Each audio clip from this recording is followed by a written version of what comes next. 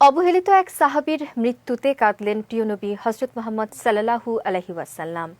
সেই অখ্যাত সাহাবী এতটাই উপেক্ষিত ছিলেন যে কখনো কারো কাছে সাহায্য চাওয়ার সাহস করতেন না, কিন্তু রাসূল সাল্লাল্লাহু আলাইহি ওয়াসাল্লামের সাথে তার ছিল ভারী সখ্যতা। কি সেই সাহাবীর নাম? বিস্তারিত থাকছে ডেস্ক রিপোর্টে। তাকে ডাকা হতো জুলাইবিব নামে। এই নাম দিয়ে মূলত বোঝানো হতো তিনি উচ্চতায় অনেক ছোট। এছাড়া তাকে অনেকে দামিম বলেও ডাকতেন, যার অর্থ কুশ্রী, বিকৃত অথবা দেখতে বিরক্তিকর।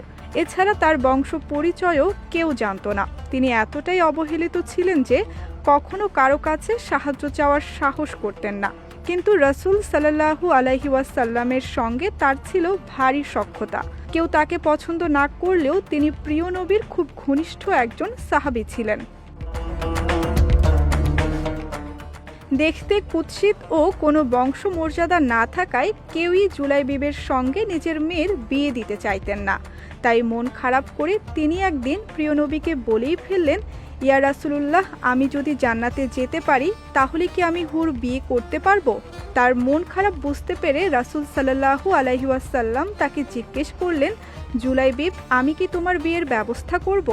রাসূলের মুখে এমন কথা শুনে তিনি যেন আনন্দে আত্মহারা হলেন। বিবাহযোগ্য মেয়ে আছে এমন এক আনসারী সাহাবীকে রাসূলুল্লাহ ডেকে জিজ্ঞেস করলেন তিনি তার মেয়েকে বিয়ে দিবেন কিনা। আনসারী আনন্দ হয়ে উত্তর দিলেন, আপনার কাছে কন্যা বিয়ে দিতে পারবো, এর চাইতে মহা সৌভাগ্যের ব্যাপার আর কি হতে পারে। নবীজি বললেন, আমি আমার জন্য বলিনি। সে আনসারী হতাশ হয়ে জিজ্ঞেস করলেন, ইয়া রাসূলুল্লাহ, তাহলে কার জন্য? নবীজি বললেন, জুলাইবিবের জন্য। এ কথা শুনে আনসার মনে একটা ধাক্কা খেলেন এবং নিচু গলায় বললেন, আমি এ ব্যাপারে আমার স্ত্রীর সঙ্গে আলোচনা করব। আনসারী সাহাবী বাড়ি এসে তার স্ত্রীকে সব কথা খুলে বললেন। তার স্ত্রীও রাসূলের এই প্রস্তাবে রাজি হলেন না। তিনি যখন তাদের মতামত রাসূলুল্লাহকে জানানোর জন্য ঘরের বাইরে পা বাড়ালেন, তখনই শুনতে পেলেন তাকে ডাকছে তার আদরের কন্যা। তিনি তার বাবাকে বললেন, আব্বা, কার প্রস্তাব আপনারা ফিরিয়ে দিতে যাচ্ছেন সে ব্যাপারে আপনাদের কোনো ধারণা আছে?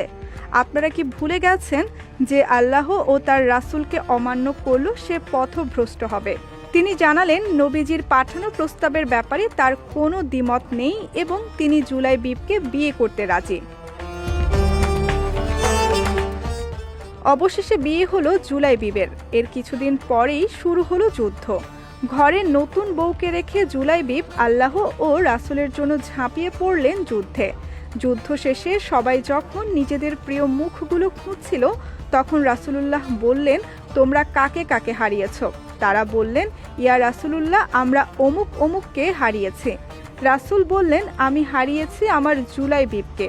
এরপর অশ্রুসিক্ত নয়নে রাসূলুল্লাহ জুলাইবিবের লাশের দিকে তাকিয়ে বললেন, নিশ্চয়ই আমি জুলাইবিবের জন্য আর জুলাইবিব আমার জন্য। এভাবেই রাসূলুল্লাহকে কাঁদিয়ে পরপারে পাড়ি দিলেন জুলাইবিব রাদিয়াল্লাহু আনহু।